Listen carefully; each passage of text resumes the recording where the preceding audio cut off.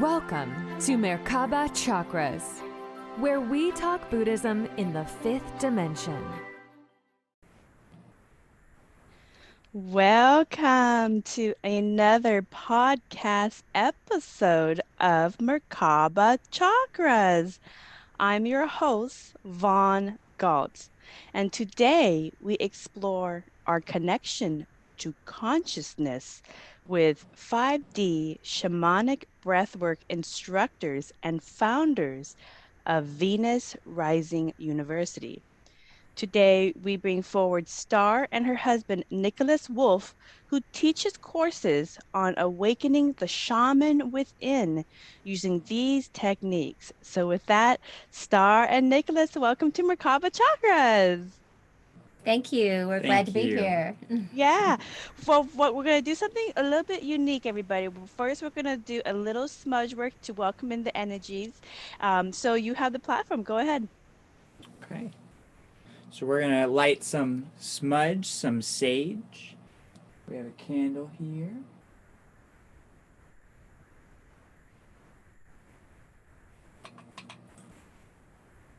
Here you go.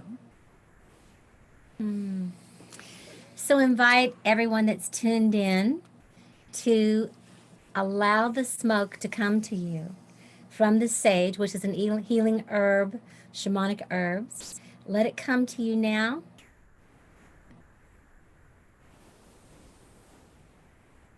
And because it's visible, but it's going into the invisible, imagine it coming to you right now. I can see it floating around your head. And if you take a deep breath, you can even get a whiff of the sweet sage. And let it purify your energy field. And let everything go out of the energy field that needs to be released right now. And we invite in all good energies. All those things that love us, all those things that support us, especially now upon our beautiful planet. And we're so grateful for these medicines that we have and these really very powerful ceremonies, but they're very simple as well. This is something that I do every morning, is just take a few minutes and a little bit longer than what we did here, but a few moments to, you talk about different realities, right, and different dimensions, to see this herb and to see it in the shell. So you have the fire and the water. And then you have the bone, which is the earth, and the feathers, which is the air. You have all the elements, and calling in all the elements from this dimension, and then watching them go into the other dimensions, watching the smoke go into the other dimension, and taking with it our prayers, and also releasing anything that we're ready to let go of, and just doing that conscious practice each day, taking just a few moments to do that, is a beautiful way that anyone, regardless of beliefs or thoughts, situation, whatever, that we can all do to just shapeshift our consciousness instantly. Well, I love that. Thank you so much for sharing that with us. Okay, so let's get into your work. We have a lot of really wonderful questions set up for you. But before we get into that, can you tell us your story for how you got into this work in the first place? So ladies first, Star. It really started in my childhood with my grandmother, who I say was a Baptist, Celtic, alien, She was a mix. wild grandmother, who held my feet to the ground because I was probably one of the indigo children, but a very early one that came in. And she really took me into the mysteries as a child. I was an only child, and I spent every day with her when I was a little girl, when my young parents worked. And as soon as I would get out of school on the weekends, my parents were just a block away. So there was that kind of arrangement. Later on in my hippie years, lots of, let's put it this way, altered states exploration and music, of course, which is one of the most powerful altered states gifts that we have on our planet. And then running into my own addictions that came from some different troubling times in my life and turning towards exploration and then finding myself sensitive and then finding myself being addicted to several things, I came into a time of working myself in the field of mental health and addictions and my own recovery. Mhm. And that was all before I was 29 years old. So that was all very powerful. Then the more, I guess you could say, even more conscious path began after I came into my own recovery at 29, and in my 30s went into deep, deep discovery of not only about myself, but the world and the healing techniques around the world. I started discovering shamanism and breathwork simultaneously, started working with an elder who was an elder grandmother from the Seneca Nation, who was a Wolf Clan grandmother, and also with, at the time, Dan Groff with holotropic breathwork, and my main breathwork teacher, Jacqueline Small, who brought out integrated breathwork and the sacred purpose of being human. So those were the really big influences that then catapulted me in my 30s full on into stepping fully on that path and stepping away from my job really as a supervisor of treatment in a hospital. So, and that's where I've been ever since, is I've been creating this work in the world in one form or another, which has resulted, of course, in the Venus Rising Association for Transformation and University and the Shamanic Breathwork Journey. So I'll let Nicholas Wonderful. tell his. Yeah. And I have some questions about your background as well, but so I'm going to hold off on that. Nicholas, please tell us your story for how you got involved into this as well. Yeah, for me, it's pretty similar to Star Wolf's journey, aside from having the awesome grandmother that Star Wolf had and being a decade earlier. For me, it was growing up more in the shadow side of life and having pain and suffering and finding my own way into addiction.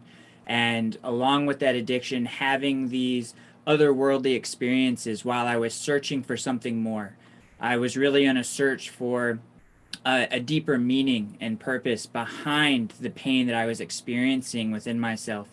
And that led me in a very miraculous way to North Carolina and to Star Wolf and Venus Rising and Shamanic Breathwork all at once. Really, it all culminated when I had turned 20.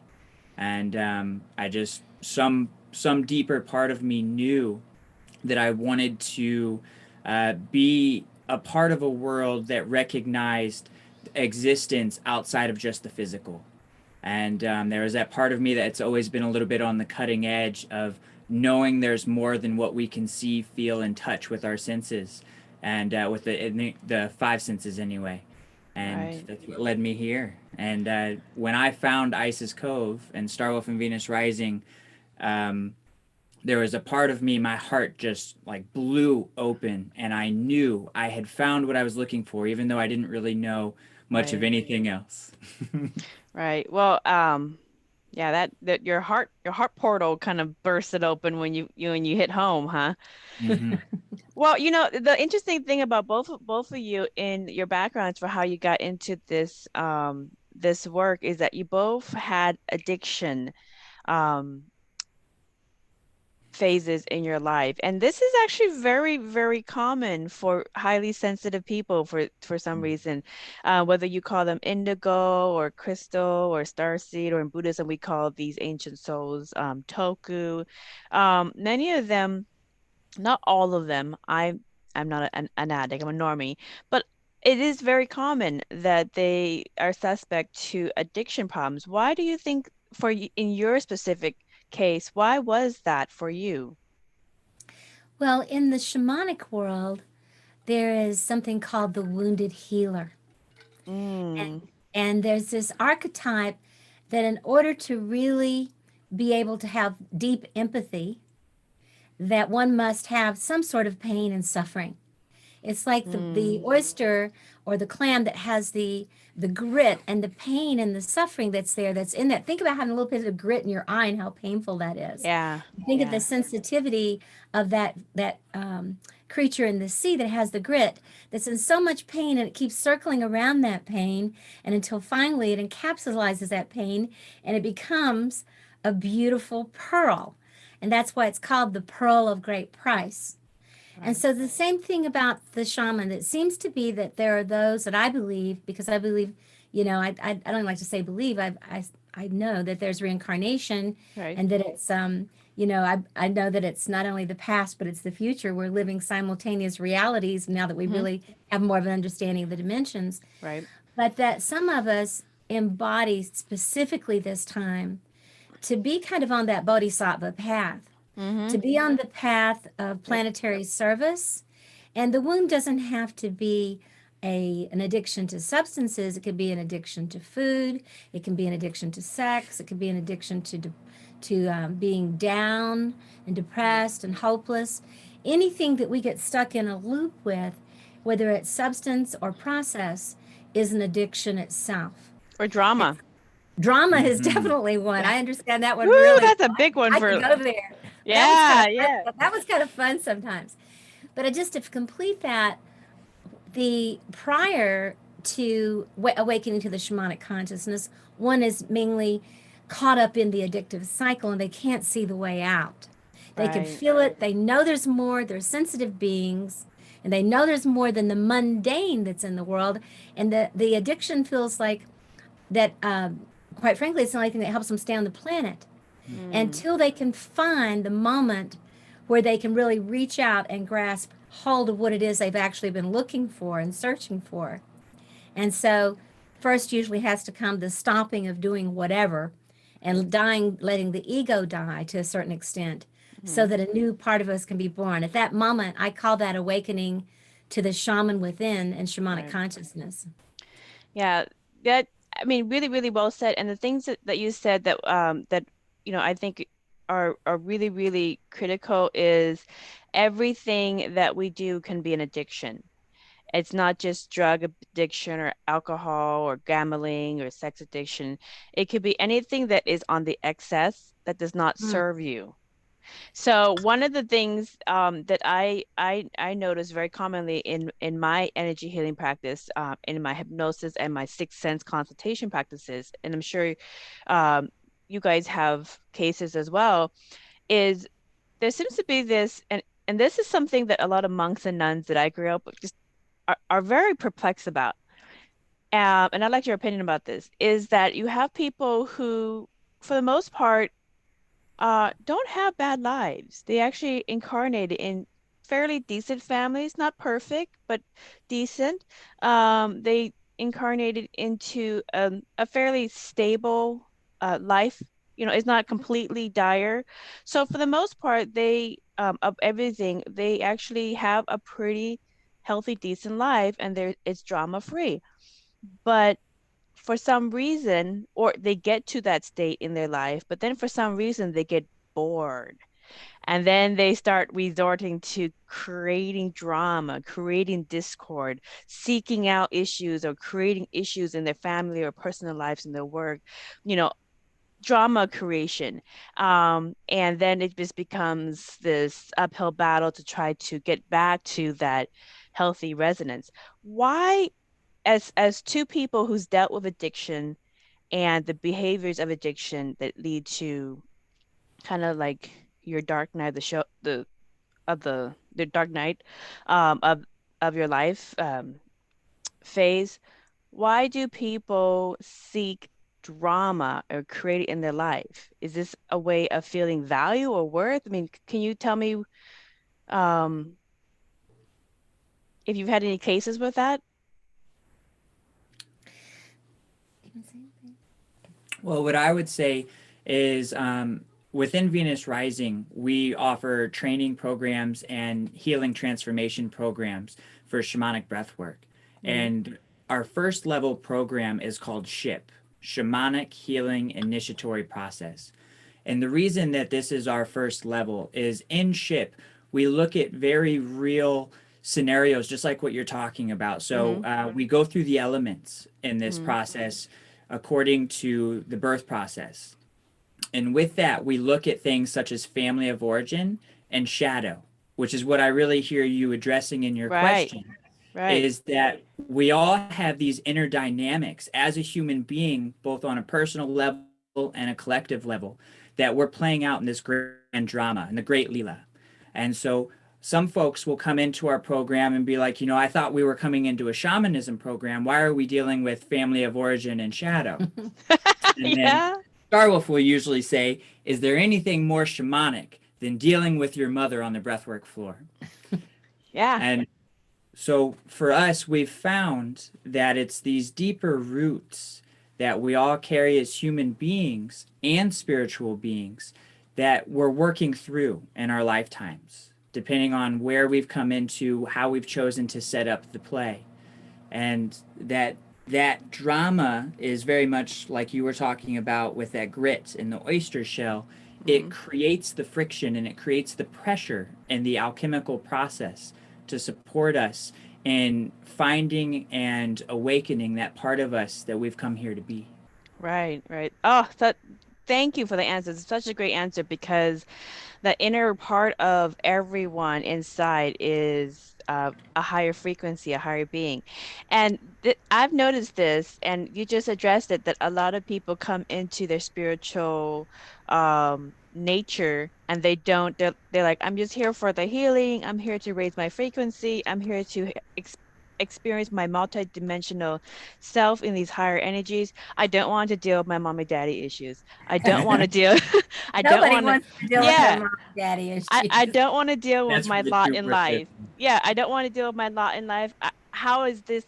How is my issue with society and how much I can't stand it? All these different external things. I don't want to deal with these elements in my personal life. That has nothing to do with my raising my spiritual frequency. And you guys are saying the same exact thing that I know as well through my tradition of Buddhism is that no, this whole reality is spiritual in its nature because we create through our consciousness.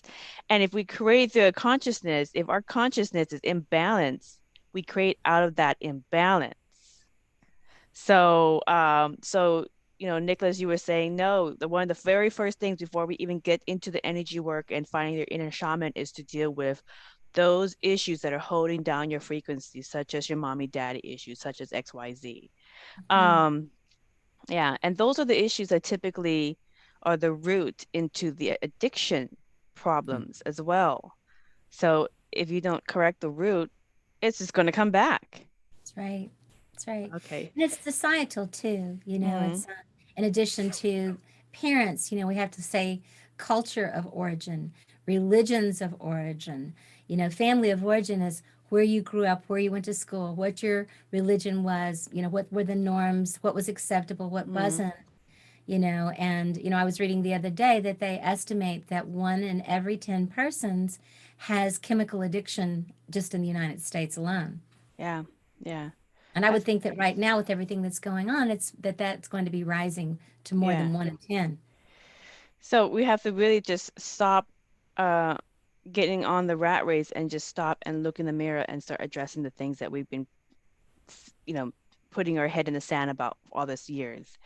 The other thing that you said also, Star, that was interesting also is that in your process of getting into this work, you learn from your teachers that to connect to the sacred purpose of being human. Now, I want you to address this because I know in shamanism, in all traditions, I'm Laotian and Laos, we have shamanism as well. But I know shamanism in many, many different cultures have the same foundational philosophies about the sacred human in that we're not this, I don't know what you want to call it, but this piece of meat that's not have any value.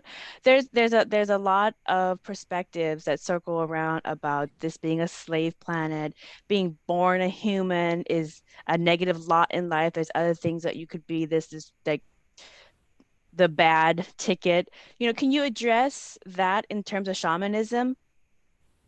I was just going to say that one of my main teachers, grandmother Twyla Nitch of the Seneca Wolf Clan Nation, talked to, and also Jacqueline Small. Those were really my two main teachers as an adult, and also my grandmother as a child. All three thought that being human was very, very sacred, and talked about that. And grandmother Twyla would say that She said, if you can imagine that in all the other dimensions and all the planets and all the universes, that there's all these spirits lining up, and, to go wherever they need to go, they feel like they've won the lottery when they come to the earth. And I'm like, really? She said, yes, really. And I said, why? And she said, because this is the place of intense duality, an intense place of light and shadow. And this is the place where human beings get to experience the worst and the best of themselves and of each other. This is the place where certain things are born, like empathy, compassion, forgiveness, unconditional love. There would be no use for any of those highest qualities that we think are so amazing when we look at, Kuan Yin or the Buddha, Christ. It's like, why, what are the qualities? Forgiveness, compassion, empathy, all those sort of things. Those things aren't born out of everybody being nice. Those qualities are born from a deep soul struggle to bring forth out of the darkness this powerful light that lives inside of us, and to learn how to live in that truth and to honor the darkness from where it come from.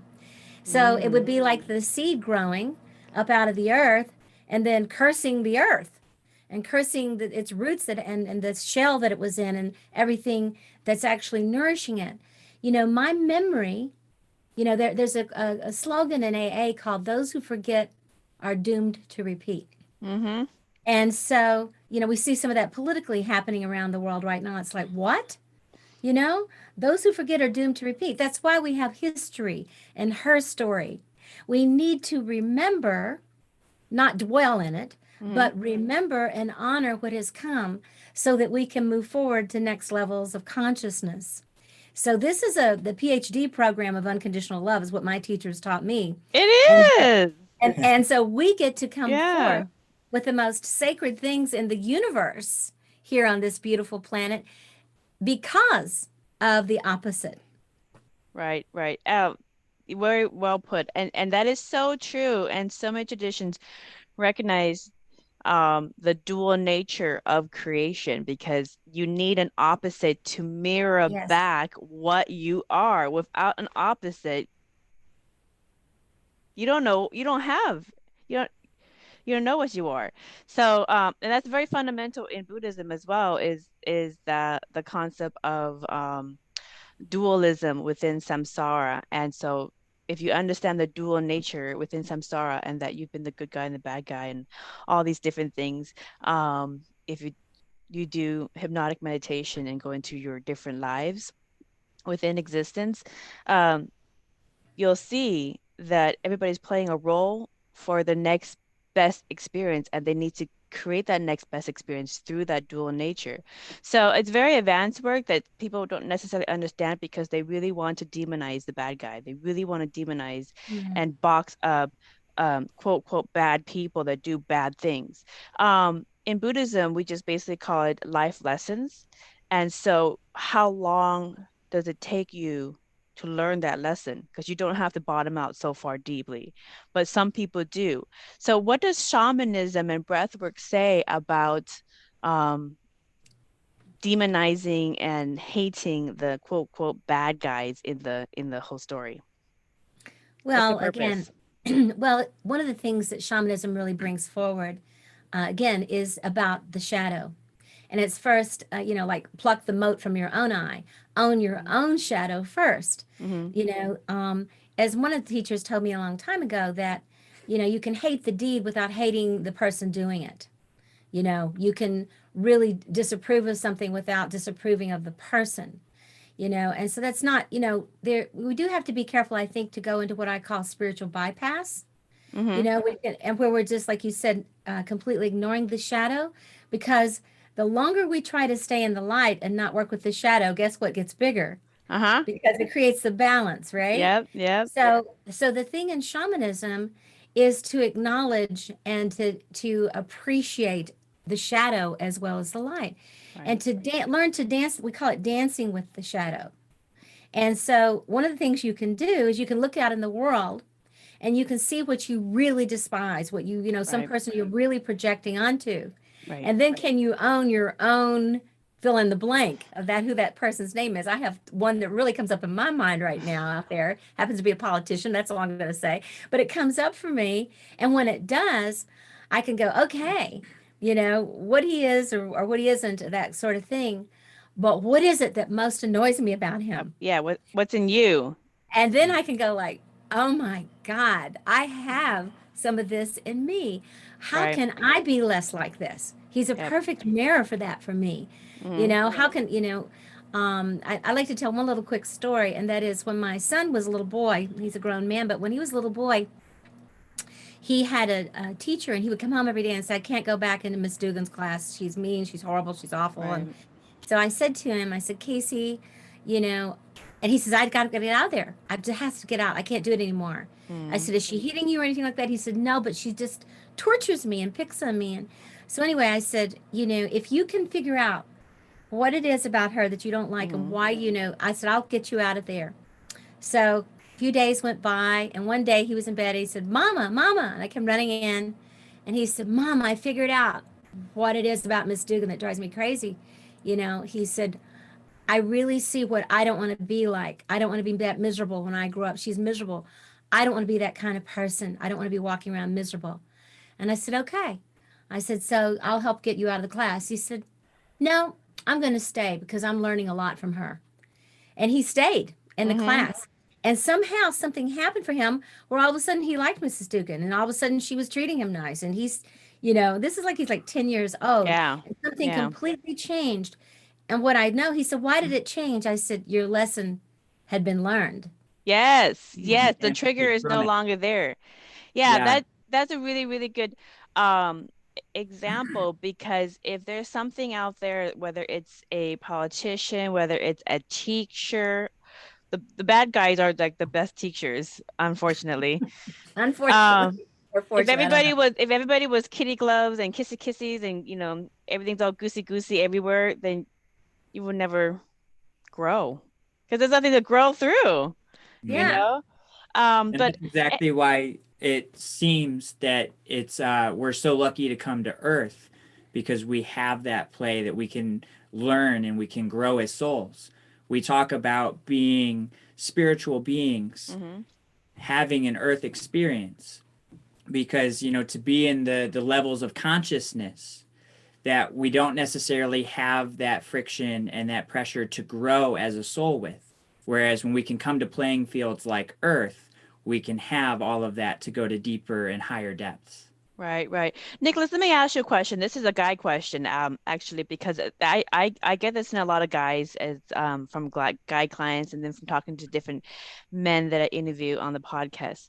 I think that it is nature for men to be protective of their family, of their loved ones, of themselves. It's just a natural element, is to be protective.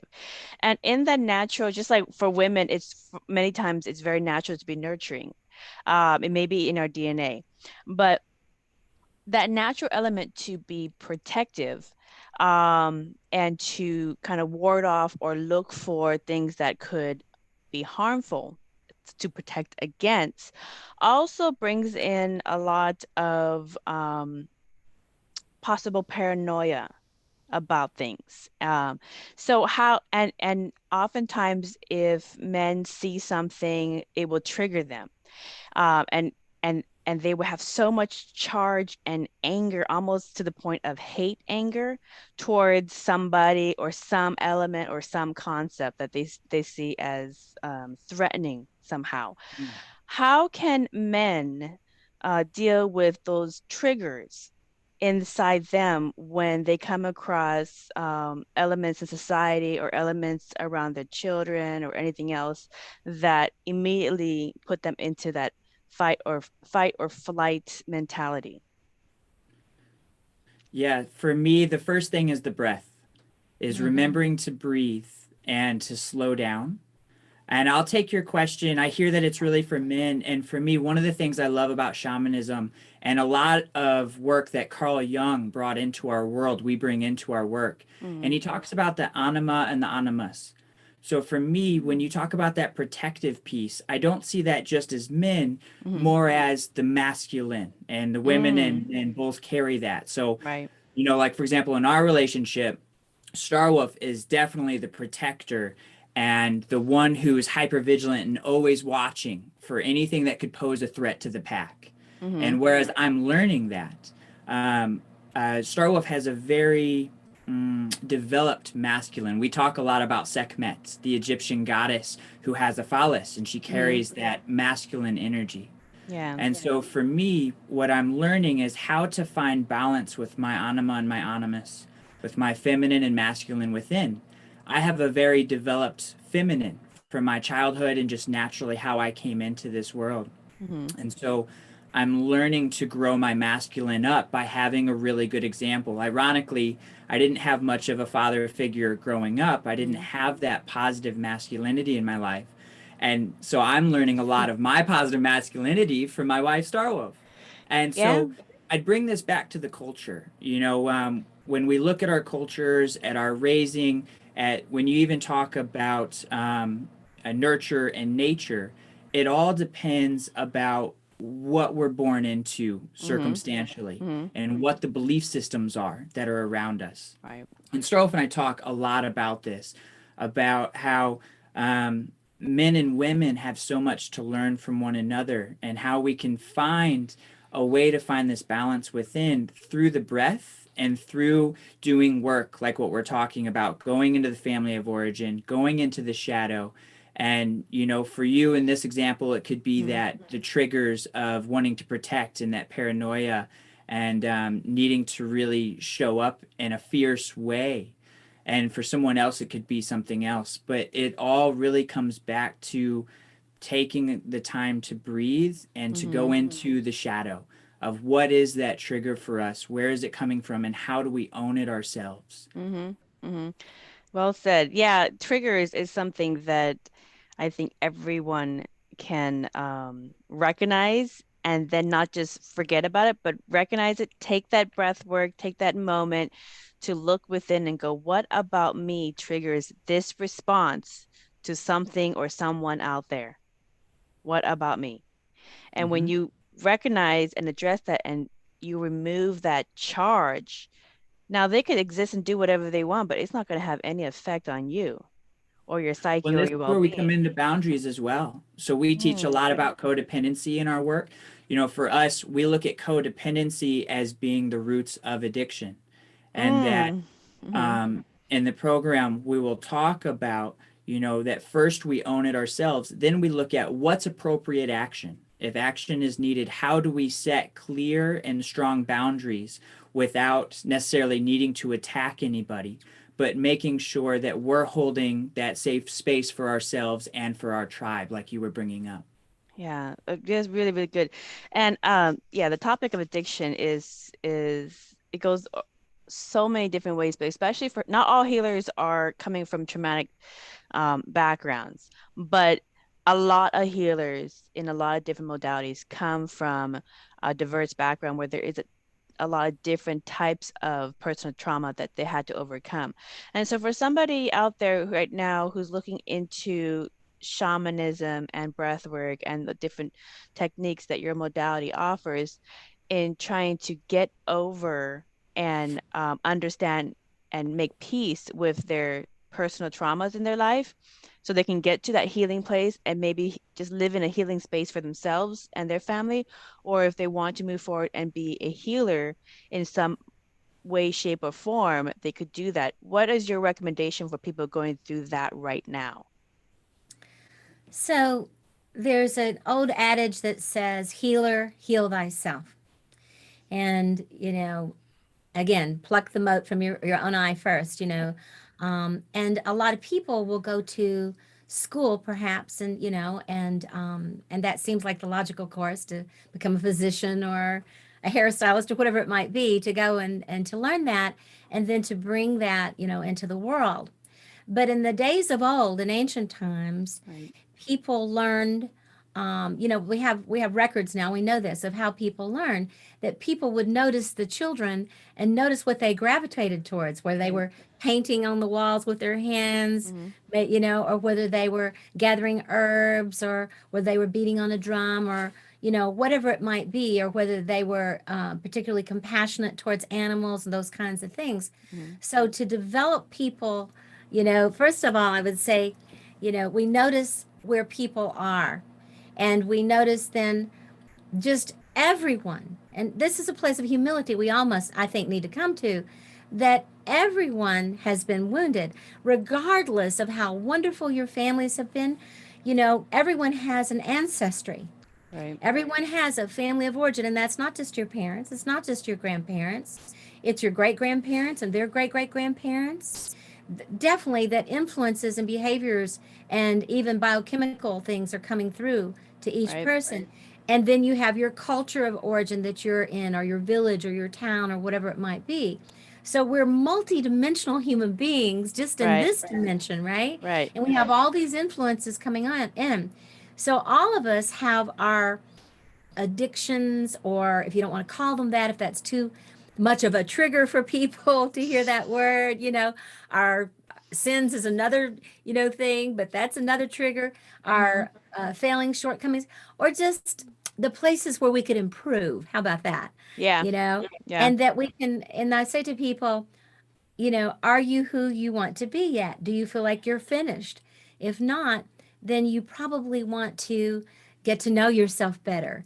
We get to know each other, but how about getting to know yourself better, and not just your ego and what you present in the world and the ego ideal? So explaining to people that they have a subconscious, that they have a supraconscious, you know, because some people don't believe there's anything beyond this life. And then they have a breathwork experience and they go, oh, because they have this different experience. Right. You know, Right. so we work with all these different levels of consciousness and help people to try, like you talked about the defensiveness. I just want to speak into that for just a moment. Everyone, men and women both, but especially the older generation of men, are definitely defensive. And sorry, guys out there who aren't, you know, but that's true. And there's a new generation of men and women that are not as defensive in that way. But everyone has self-defense mechanisms that protect them from knowing more about their self to keep their life together. Because there's a part of us that knows when we begin to take it apart, things are going to come apart. Right. Right. And I want to And ask you, yeah, I want Which to ask means you, right. And I want to ask you a question about that you bring up really quickly, because Nicholas had said this, that, you know, in men and women, there is both a feminine and a masculine nature. And even in women, there is a masculine nature in women as well. And the old adage, whatever you want to label it as, whether it's a 3D consciousness or old worldviews or whatever you want to label it, is that men are masculine and they're the macho guy, and women are nurturing and mothering and they're the, you know, the female. And so they're very polarized. Like, we know what one is. But as you get into higher levels of awareness and you become more conscious of reality and of yourself, you recognize that, wait, there needs to be a harmony in that masculine feminine inside you. And there was actually a PhD, I can't remember the name, at the University of Washington here, but she actually wrote a book about that, because everybody has varying degrees in a scale of how right. masculine or how feminine that they are. And it's just a balance. Now, here's the question. The types of relationships are being redefined because women are making more money, men are making less money, depending on the occupation. You may have families where they're switching roles because the job is much more family flexible to the children's schedule. So maybe the women will go into the workforce and the man will stay home and kind of balance his business or his career with taking care of the children. So a lot of these very polarizing roles of men and women are getting redefined. And I found this very commonly as well, is the ego, especially in some of my men clients, the ego is very much wounded because it still thinks that it has to be the breadwinner, it has to be the macho man. And if it's not the breadwinner, macho man, that it's not doing its job as being the man in the group. So same thing with women, they have boxed themselves by the old paradigm of I have to be the female where I'm the mother nurturing, I stay at home, but I want something more for myself. I want to create something for myself besides just being a homemaker and a wife, which is wonderful. But maybe they want to explore some other areas of interest in their career. So a lot of these roles are getting mixed up and kind of tossed up, and everybody's trying to find a healthy balance and feel good about themselves in that role. So what I call this is I call it being fifth dimensional awareness, because you see the balance in all of it. And you're not subjugating yourself and your consciousness to a lower level. It has to be so polarizing. It has to be so boxed in.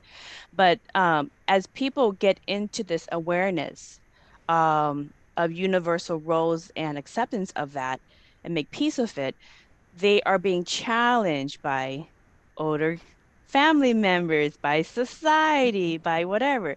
So what do you two say about that push-pull between the roles of men and women in society? Because this comes up. Okay, I'll go first. And I know you want to say something about this too, but what I was going to say is I think that it's important to look at this, what you're talking about, roles, and that we take on roles. That's a normal and natural thing that we learn to do. It's part of how society functions, to have a role, right? Mm-hmm. Okay, what's your role? What's your script? But what happens What's your storyline? Yeah, what's your storyline, right? What's your storyline? What is your story? And what's happening is, I believe, is an awakening. And this, I call it the awakening of the shaman within, the one who can trap, because the shaman does this thing. It hops through dimensions, right? It's a time traveler, past, present, future. It goes into all worlds, the highest worlds, the lowest worlds. Yeah. And it sees all worlds as sacred. But it knows, it stays aware in consciousness, like, okay, I'm experiencing this right now, but I can also pop up here and get the bigger picture and understand, or I can drop into my heart and have tremendous empathy, or if I need to pull up my anger and my power, and my my oomph, I can do that. And all those, like the self-expression, if I need to speak, it can travel through all the chakras, it can travel through all the dimensions, and even the dimensions we don't know about. So when we look at this, what we're really looking at, what you've indicated, and you just said it a little bit different, for me, we're looking at the sacred marriage. We're looking at the sacred marriage, not only of the masculine and feminine, but of all polar opposites, all opposites. And every time we bring an opposite together, there's a marriage, there's a sacred marriage, there's a union, and then it becomes both and instead of either or. So this is important, because before we awaken, we're just in our roles. Right. When we awaken, all of a sudden, we begin to see our sacred purpose. Our sacred purpose has to come down a few notches into this dimension, which I believe it is happening worldwide right now. And our roles have to rise up a bit to meet the sacred purpose. We have to get to a certain level of consciousness here in 3D and meet in the heart chakra. Meet in the heart. And when they make that, it's like a six-pointed star. Here's the upper, here's the lower. And when they come together, then it's the six-pointed star. That sacred marriage allows us to be walkers between the worlds, to remember, and this, I'm a wife. I like being a wife. I'm a mother, my grandmother. I have my animals. I'm a teacher. These roles are all fine, but these roles are in service to my sacred purpose now. They're not just everyday, ordinary living for me anymore. I live the bigger picture in this moment here in this dimension. Yeah, very well said. Nikolaus, did you have something you wanted to add to that? Yeah, about I love making peace with these roles. Yeah, it's such a natural evolution that's happening in our conversation, because as we were talking about our SHIP program, this is the next step. First, we go through family of origin and shadow, and then from the shadow and that reconciliation that happens within ourselves, we come to the inner beloved. And we look at the inner beloved before we look at the outer beloved, because that is where we're balancing the masculine and the feminine, and where we're accepting those shadow aspects of ourselves. And so when you talk about the roles, there's a reconciliation that's happening in our world right now that Starwolf and I are just so in love with it. And we're actually starting to write on our book where we talk about our own, between our age differences, between the roles that we were brought up with, you know, Starwolf being really Starwolf in the world, holding this major transmission, and me coming in and wanting to support Starwolf. I don't feel, and I feel this is a blessing of my generation from the work of the older generations that's been slowly coming into consciousness. I don't feel at all any of those feelings you were talking about with the ego of like where I have to be bringing in more money than Starwolf is, or that I have to be doing anything any more than Starwolf. There's a way in which we understand that we come together in partnership. And that partnership means we each have strengths and we each have weaknesses, and it doesn't matter where on the spectrum of feminine, masculine, those strengths and weaknesses lie. It's more that we get to understand them and know them so that we can support one another in growing in our weaker points so that we can meet one another. And as much as, that's basically like that's what I would call a fifth dimensional relationship. Because a fifth dimension in Buddhism, a fifth dimensional awareness is one where you see the unity in all and you work together towards the mission, and you have the great time doing it. So continuing to box ourselves into these outdated roles makes it harder to move forward. So I have children too. I have a 6-year-old and a 2-year-old, and I love the role of mother and also the role of wife. But however, my husband, you know, when we had kids, he's like, I don't want to be one of those guys who just fly through the next 18 years not being part of my kid's life, because we did all this work. We do all this work to make sure that we provide a happy home and lifestyle for them. So I want to be part of it. So I said, that's fine. You do laundry, diapers, and bath time. so he's like, okay. And so he sees it not as a chore, but he sees it as an opportunity that he gets to be a part of, and the good ones, the bad bath times, the good bath times, all these other kind of things that are typically in some cultures or traditions like female roles. He's going to get the opportunity to look back at the childhood and be like, I was a part of all of that. I knew what that was like. I didn't miss out on any of it. I wasn't out there working 50, 60 hours a week, and it was never part of my kid's life until I got home, spent 2 hours, and went to bed, which is the old role. And the new roles don't really fit within any boxes for any specific gender. And a lot of family dynamics are also not very nuclear as well, because you have lesbian and gay couples and transgender couples and, you know, blended families. I mean, a lot of these family dynamics are kind of being shaken up and tossed up, and let's see where they all fall down, because we're going to have to redefine what a healthy family is and what love looks like, and how we work with these elements in society and in ourselves to create that joyous, human, sacred experience that you guys are talking about. Okay, so now we get to the topic of consciousness, and you guys have been touching on this, so I want to get some clarification from the shamanism and the breathwork background. So there is a lot of discussion. Again, we're talking about boxes. Now we're going to start boxing in reality. Some people in the spiritual circles will say, no, we're in the third dimension. Oh, no, we're going to the fourth dimension. Oh, no, we're going to the fifth dimension. We're already in the fifth dimension. No, we're in the fourth density. No, we're in the third density. No, you know, all these different like labels.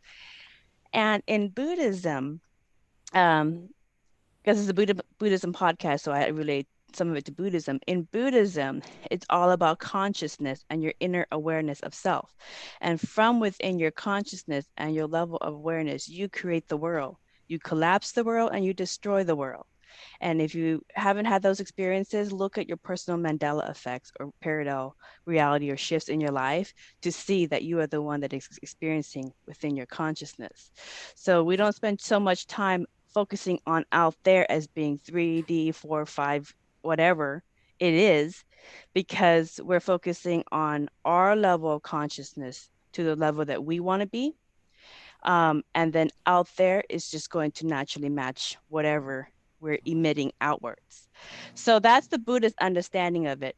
But in your work, you call it 5D shamanism and breath work. So can you explain how that is seen as fifth dimensional in your work? And Yes. Well, first of all, I wanted to just say from everything you just said, yes. With about 20 exclamation marks. And, we talk about different, part of teaching too is also knowing the language of the time and what language people are speaking about. mm-hmm. To me, we're pouring, the old saying goes, wine into new wine sacks, old Right. wine into new wine sacks, where it's, every generation redefines and has different words and, creates the new, the new paradigms that are emerging. Mm-hmm. But in my world, there are not any new paradigms emerging. Everything that's in existence has always been in existence. And Grandmother Twyla talked about it as the field of plenty. And I love this teaching. And I think this will help. In the shamanic world, the field of plenty is the field. I think it's what she was speaking about was the quantum field. Yep. And that everything that is or ever will be is there, that it exists. And it expands and then it contracts, and it expands and it contracts. And with each expansion, there's more consciousness to be had by more people, by more beings, or whatever. So in the shamanic breathwork journeys, people go all over the place, past lives. Right. They used to always do past lives. Suddenly one day, more and more people started going into the future lives, right? Yeah. Because the consciousness changed on the planet. Yep. Right? There were more people open to that idea that we're time travelers and that we understand through science and through our own personal experiences that everything is right now in this always present now. And the part of me that can look backward or forward or in the moment or up or down, this is just a metaphor really, but it's a word, and words are powerful. The shaman is a multi-dimensional being that can travel to different places to the future to get answers for the past, okay? Or to the past to understand why the future is happening.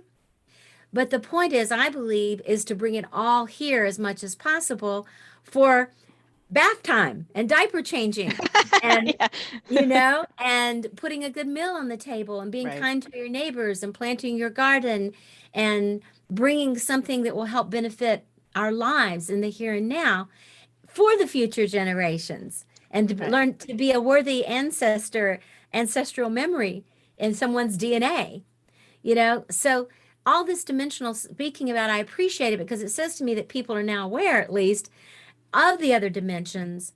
But to me, in the shamanic world, it's all one. Right. And it's just which dimension that I'm reaching for. And our minds do like to have diagrams, and our minds do like to have levels and layers. It's a way that the mind sometimes and the ego can feel a little bit safer, a little bit more open. And if it steps instead of all of a sudden this awareness, because it's been said that if we all had, that Kundalini spiritual aha awakening, we would all be insane. That's Well, true. that goes back to the defense mechanisms of the ego. That its job is to keep us from going too far into the unknown and into these other dimensions where we can't come back.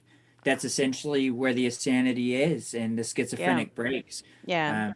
Personal experience. Yes. that and Nicholas, that's why I always say that whether people will make peace with their ego and train their ego to be much more healthy in the life experience, or whether they decide in some point in the life experience or afterward to completely let go and surrender the ego and just be one with source, it's either or is perfectly fine. There is no right or wrong or better.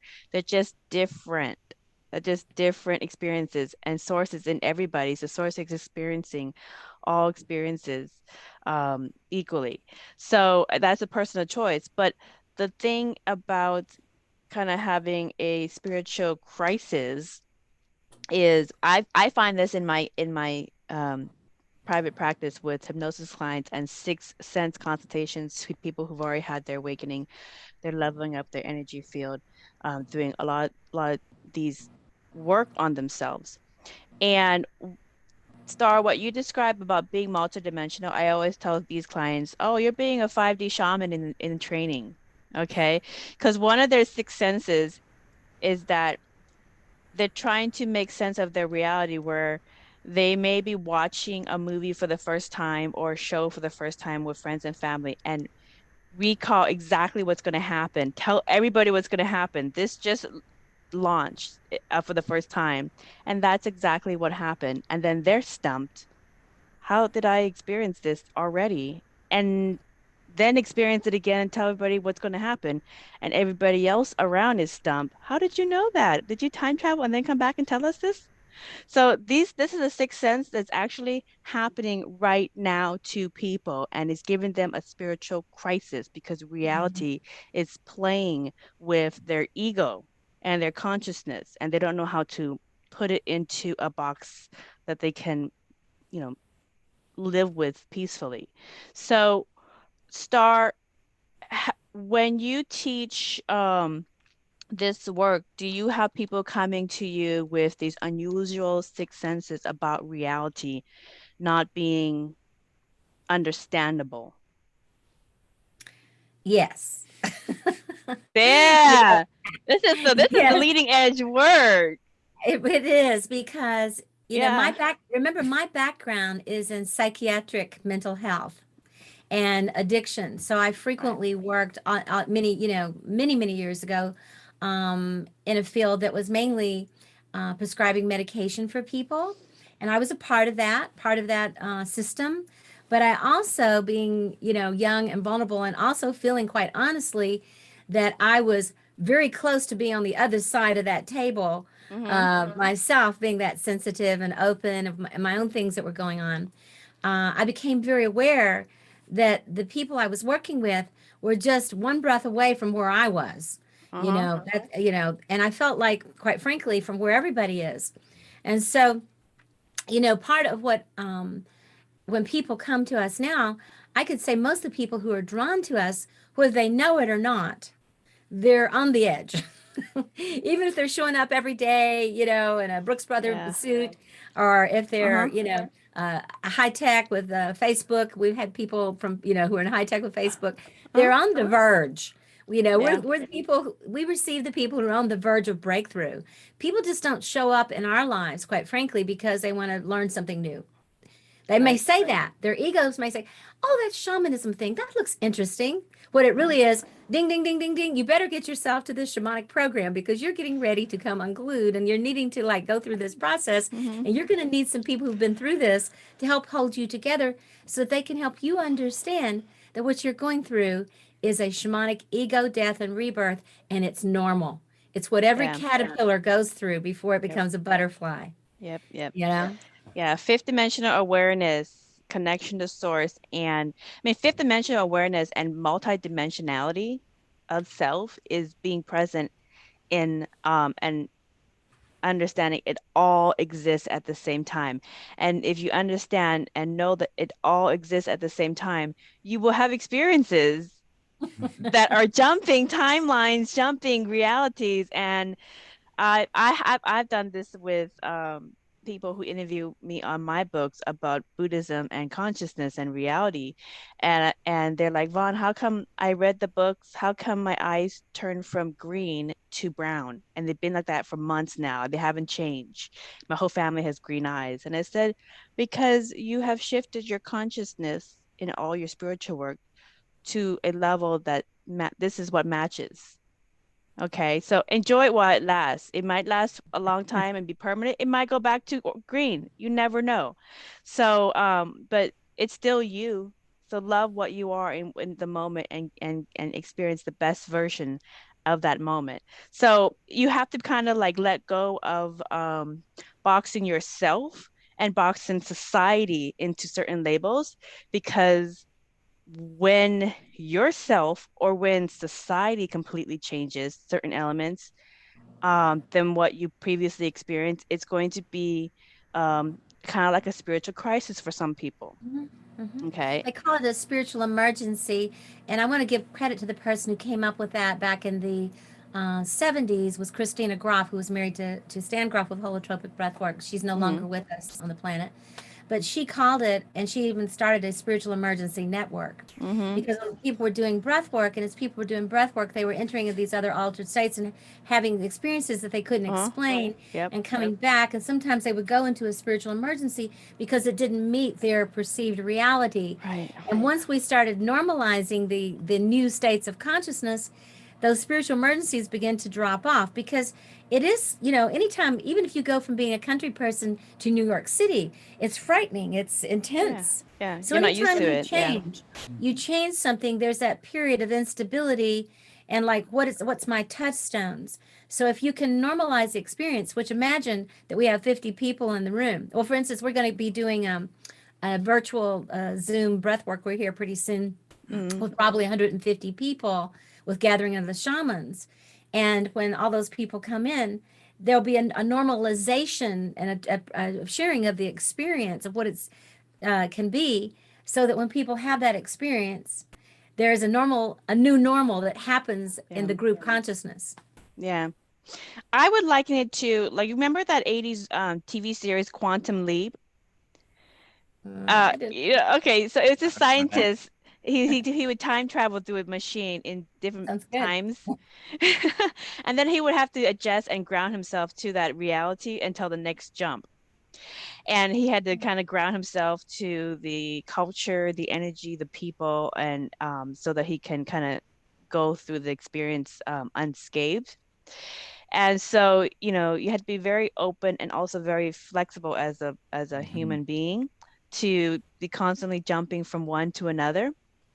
And a lot of these people coming into their multidimensional 5D consciousness will constantly have to ground themselves, constantly have to kind of make peace with whatever transpired before, so they just kind of ride through the wave, just ride through the wave.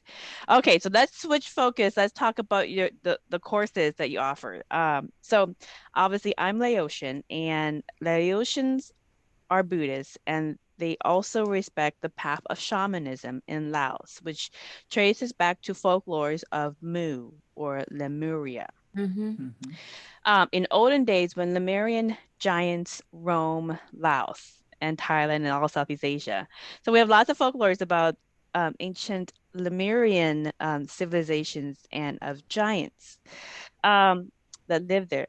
So I study various shamanism from over the world, and what makes your shamanism different from other shamanism? Is there like a unique aspect that yours offer? I would say that the shamanism that we're doing right now is Aquarian shamanism. This is a term that I created about 25 years ago, 25 to 30 years ago.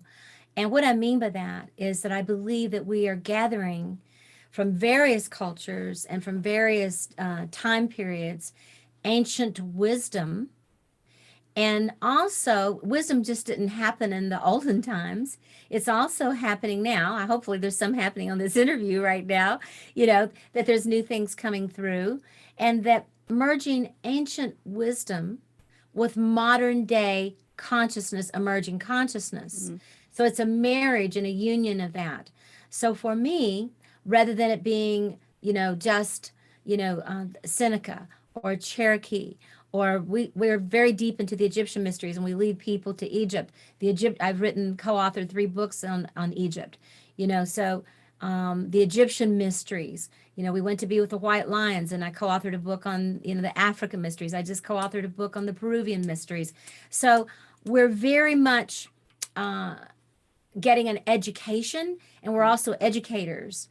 So we're gathering the mystery schools, the best of what has been, that has brought the world to where it is at this point, that's available for us to discover and find, not only in the hieroglyphics or standing on top of the pyramid of the sun at Teotihuacan, on solstice or those kinds of things, but also direct experience. And during the shamanic breathwork journeys that we offer people, not only studying the sacred text or things like this from different things and studies, which we really encourage people to do and to go into those in-depth studies, but also and do their own research with it, but also as modern day Aquarian shamans, okay, which I consider that's what you are as well, as these modern day Aquarian shamans, we're the ones that are here now. Tag, we're it.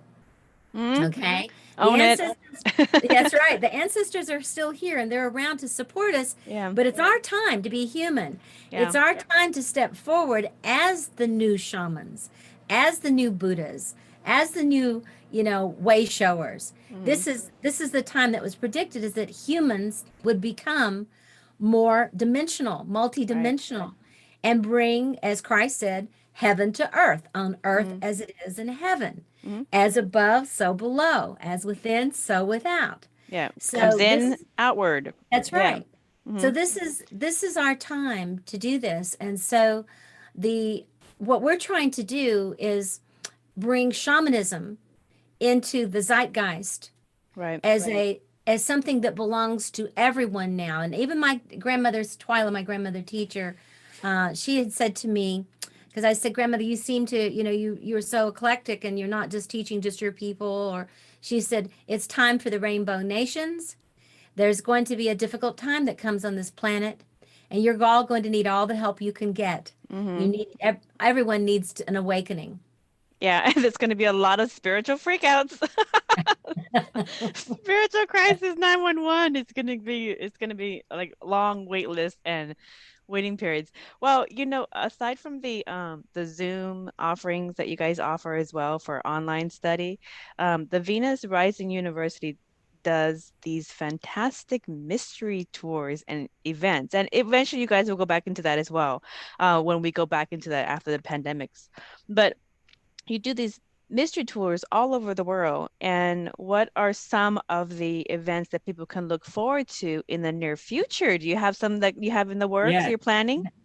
So what you're talking about is we co-created the Shamanic Mystery Tours together, what Starolf was just speaking about. So what that is we have a group of like-minded, like-hearted people that come together. And the really nice thing about traveling with Venus Rising is it's a lot of tribe folks who have been with Starwolf and Venus Rising and in the shamanic work for a long time will come back into these trips, and new folks will come in. So there's always a new blend. But the nice thing is there's very much a wolf pack or a tribe energy where we travel together as a group. And that way we know that whatever we encounter and experience, that we're doing it as a group, and that can make the traveling all the more rich. And so we go to places like Starolf said, we've gone to South Africa, we've gone to Peru, we've gone to Egypt. And in fact, we were supposed to go to England, to Avalon, and to Egypt last year, and COVID hit. And so both of those trips are coming up towards the end of this year, and they both look very likely that we're full steam ahead at this moment, where we're going to be taking folks to Egypt along with one of Starwolf's co-authors, Vera Lopez. Avalon. We're going to England in August, where we'll be in ceremony at Stonehenge, and we'll go into the Avalonian mysteries. And then we also have our trip to Egypt coming up in December. And now personally, of all the trips I've been on, Egypt is my favorite trip, because how we do that is it's a very intimate trip. Right. We have a travel company who's like family for us, and we take a private boat. It's called an Afendina. It's like a vacation. It's wonderful. So it can only hold 20 of us. So we limit the group to 20 folks. So start off myself, another leader, and 17 other folks. And we get to sail on the Nile for about 8 to 9 days. We do shamanic breath work on the top of the sailboat while we're sailing down the Nile. Do a little healing circle. Oh, it's Yeah. wonderful. And Yeah. so we get to go to the sacred sites. We get some privates where we have a guide who's able to get my didgeridoo into the King's Chamber, into the Great Mm. Pyramid. So we'll do some Do you guys take turns didgeridoo. going into the healing Yeah, I think you into guys the sarcophagus. yeah, And yeah. uh-huh. Everybody takes turns. Yep. So we do ceremony inside the pyramid and in between the Sphinx's paws. And so, like Starwolf was saying, the shamanic mystery tours for us is a way to connect to our roots of who we are, where we come from in the stars, who we are here on the earth, all of the past, all of the future, and to bring it into this moment, to bring that medicine to our world now. Yeah, that sounds like so much fun. I mean, everybody thinks that when you're taking, these energy healing or shamanism or these kind of courses, that it's just, books, CDs, online, maybe in person, but you guys are really they're also exploring sacred sites that actually have huge energy vortexes in them as well. Um, I would make one suggestion for a future mystery. Try the Plain of Jars in Laos. Okay. Mm. The Plain of Jars in Laos there's um, thousands of these megalithic 15, 30 feet tall concrete jars that look like cups with lids on them, just scattered all over. And the folklore in the area was kind of like a Super Bowl party after they won a war of the giants that Oh, lived in the wow. area. Um, and if you go look at them, they're really, really fun. So they do a lot of tours on the Plain of Jars. So, and they're just like a lot of fun. So, and then We'll have to stay in touch. Maybe we'll co-create a shamanic mystery tour together. yeah, yeah, and then you can go to Thailand and they have some artifacts of a giant. It's a skeleton that they found many years ago. A giant who died with a like a big anaconda snake kind of wrapped around his body, but all it is the bones is a real thing. It's a real giant. So we have evidence of an ancient giant civilization in I love Southeast Asia. So it's and so it's kind of fun if you're going to do a mystery tour about the mysteries of our ancient giant past. So okay, so let's go. I have a question because shamanism is really coming up in the world from different places. And I wonder, does Venus rising have a code of ethics? Because there are shamans who lack a code of ethics and making everybody look bad. What do you want to say about those shamans that are? Well, first of all, I want to say bad shamans. You bad shamans, you. I'm not You naming any know, names. There's some in the public eye right now. I know what you're saying. Mhm. And, there is a shadow. There's always a shadow when you have power levels. And that's really important to own that and to acknowledge that and to be clear about that and to be clean about that with what comes up for you and to discuss those kinds of things. So one of the first things, of course, working in the mental health field, working in the addiction field, obviously there were always I don't know if they called them code of ethics exactly, but there were things you can do and things you can't do. Right, Okay. right. That sort of thing. And you knew what that was. So when I first created Venus Rising, just spontaneously, when it was in my mind and as I was visioning it and not sure what it was all going to be, I knew I was going to do this creation of shamanic breathwork I was creating at the time. But immediately, one of the first things I did was I wrote the shamanic, code of ethics But for the the first Aquarian thing you shaman. wrote, It's yeah. one of the first things I did, even before. I mean, I was already out there doing breath work and doing various things, but I was doing it with other institutes and other leaders and things. So as I began my own programs, one of the first things I did was I wrote that. And so if you go on actually to our website, you can actually see that it's kind of a philosophy. It's a poster, and it goes through and it speaks about each thing that's and it's poetic, but it speaks about it in very clear ways. So every time people graduate, either as a shamanic minister, which is level 1 of our training, or as a shamanic breathwork facilitator, which is level 2, we read this code of ethics and we What's ask level people, 3? What's level 3? level 3. Well, we do advanced training for people okay. who want to come back and Right. want to deepen their body work skills or their music skills or their art skills and legacy skills. So we've created a new program called Legacy Skills and Advanced Skills. So because people keep going deeper and deeper and deeper. Right. It helps with their creativity. There's a lot of artists that go into a lot of these different modalities just to kind of help connect to that higher energy for their creativity. So just to finish this particular topic, one of the first things I say to people is that you are going to be going into powerful altered states of consciousness. You're going to meet your inner demons, and maybe some of the people in the room will show up as your outer demons, the shadows, okay? And, you know, I can say that metaphorically because that's just where I see it. But anyway, because it's all about us. But also what I would say to people is, this is really important to me. Because if you're here and learning from me how to be a shamanic facilitator and teacher in the world, please keep this first. Always, always, safety first, transformation second.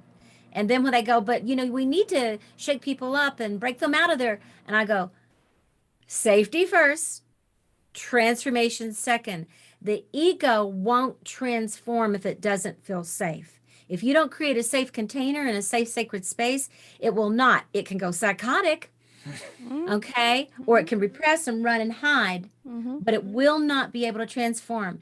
And this is exactly why a baby has a womb to grow in, or a caterpillar has a cocoon to grow in to become its future self. And it does that in a safe container. And if you are a shaman or a therapist or a counselor or a healer and you don't create a safe space for the people who come to you, you're doing a disservice to the folks that come to you. Yeah. And you're also creating imbalance in your own energy field. And That's that right. imbalance that you create, you're Boomerang. gonna have to work. It's gonna boomerang. That's right. You're gonna have to work on it. So it's all about energy. If nothing else, CYA. Right. Yeah, that is so important to have, you know, because a lot of people kind of get into the spiritual space in whatever modality they come into, and it's really easy to get spiritual, what I call spiritual ego, and use it as just another stepping stone platform in which to uplift your spiritual ego.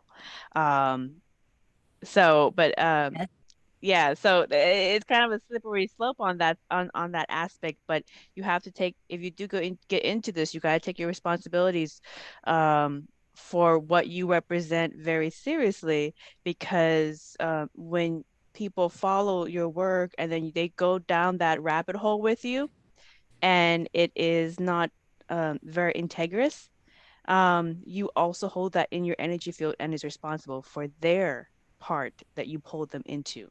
So really, really constantly look at your mission statement. Okay, last question. So last question, and if you have a message that both of you guys have for people, what are your suggestions for people working on and is doing fifth dimensional work? So what suggestions do you have people who are trying to build the fifth dimension society? Any last messages about that? Breathe.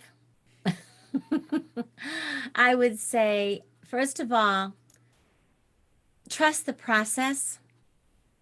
Trust the process, and that even if it doesn't look like it in the world, things are unfolding as they should. There is something much smarter than all of us. Yeah. You know, smarter, wiser, maybe cuter even. There's something much bigger than all of us. And it's allowing us to play in the field of consciousness. It's allowing us to pretend to be grown-ups. Right. You know, it's allowing us. And let me just say this piece. One of the initiations we teach when we teach family of origin, we talk about your human family, but then we also talk about the tree of life.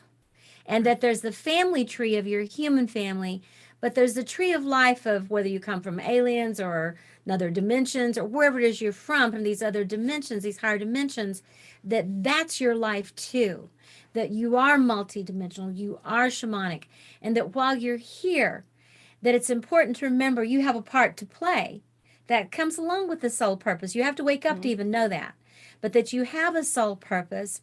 And all you have to do is to do the healing you need to do for yourself and your lineage, and then see what your sacred purpose is that emerges, and to trust that if it's your sacred purpose, it's your sacred purpose. You will be supported.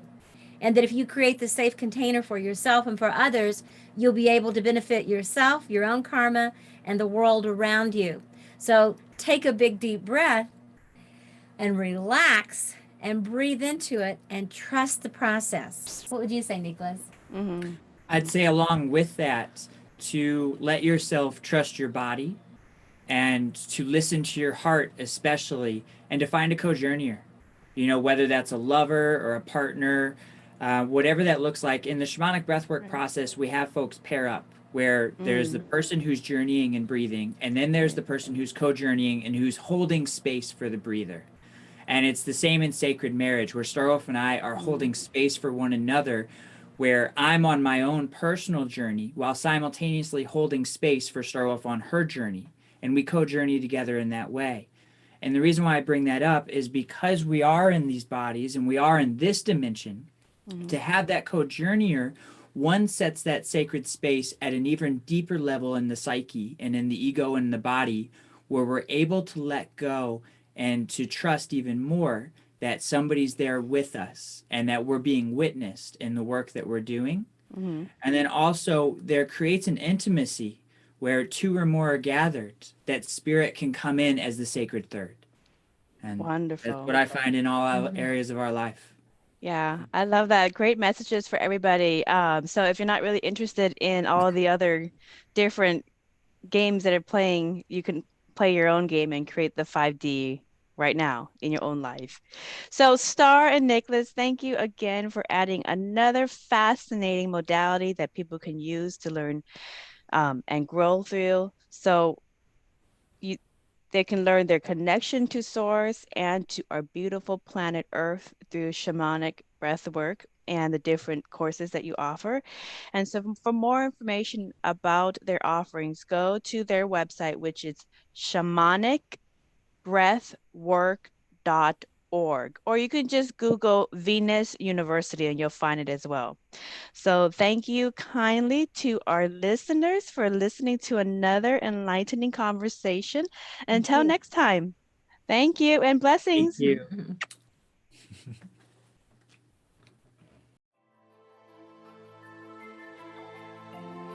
We hope you enjoyed this episode of Merkaba Chakras, where we talk Buddhism in the fifth dimension.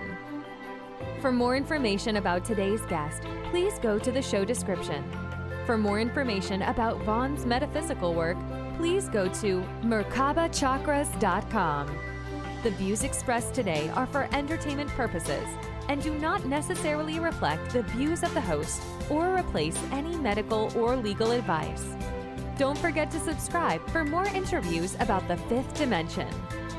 Until we meet again, blessings.